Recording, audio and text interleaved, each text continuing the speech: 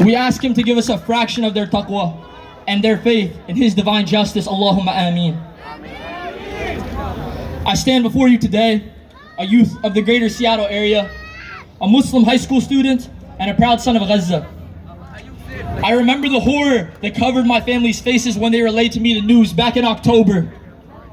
The tears in their eyes as they told me that our family, people that shared our last name and our blood, had been martyred following the Israeli terrorist forces' airstrikes on their house. Politics is such an inconsequential thing to most of us. We grow up learning about historical wars and tragedies in our K through 12 curriculums as if history is a thing that only exists within the pages of a textbook. That is until it happens to you. Then it feels all too real. We're gathered today on the occasion of Memorial Day.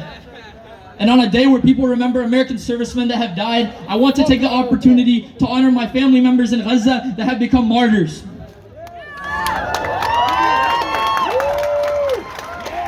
At least 50 members of my family that I know have been murdered by the terrorist forces of the illegitimate state of Israel with weapons funded by the United States of America.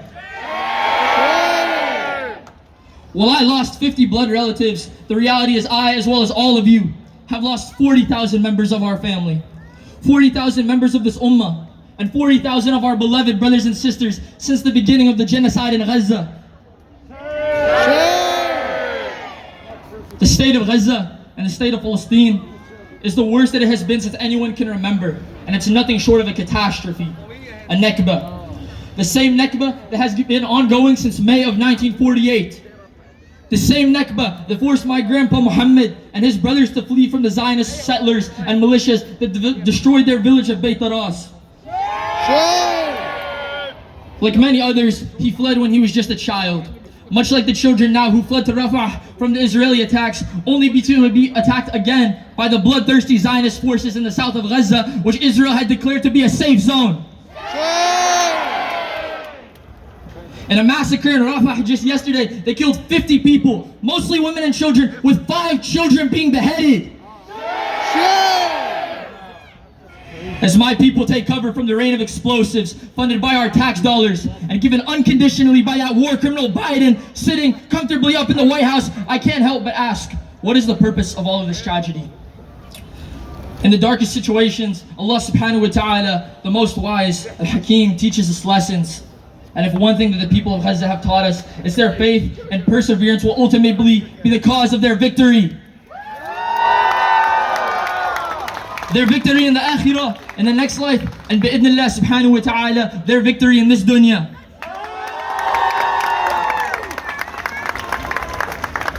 As a youth here in America, I think of the youth in Gaza.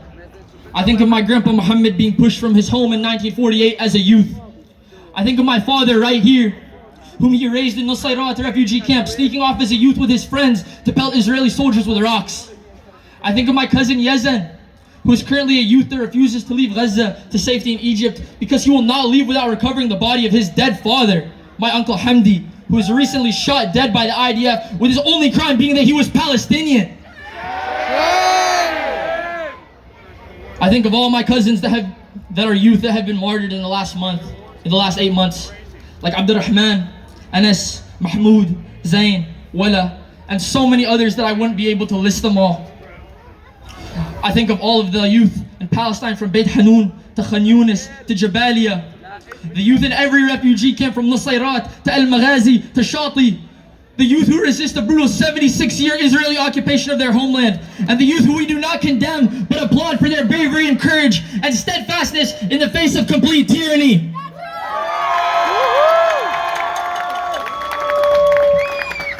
Those youth in Gaza should be our inspiration, and the very reason we're out here today protesting as Muslim youth here in America.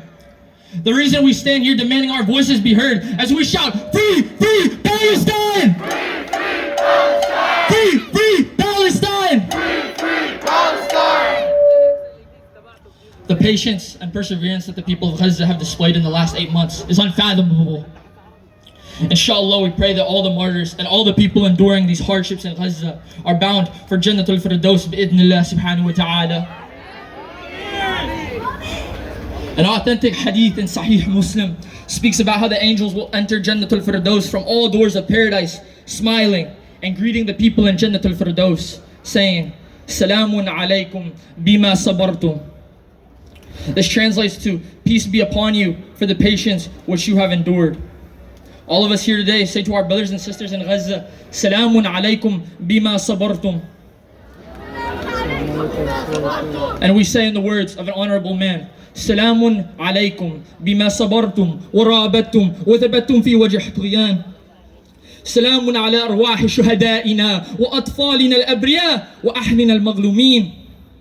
سلام على أرواحكم التي ستحلق يوما في سماء قدسنا وأقصانا المحرر المطهر من دنس قاتليكم. سلام عليك يا شعبنا العظيم، ونتفضح العالم المنافق بقوانينه الأرجاء ومنظماته الأوراق ومعاييره مزدوجة.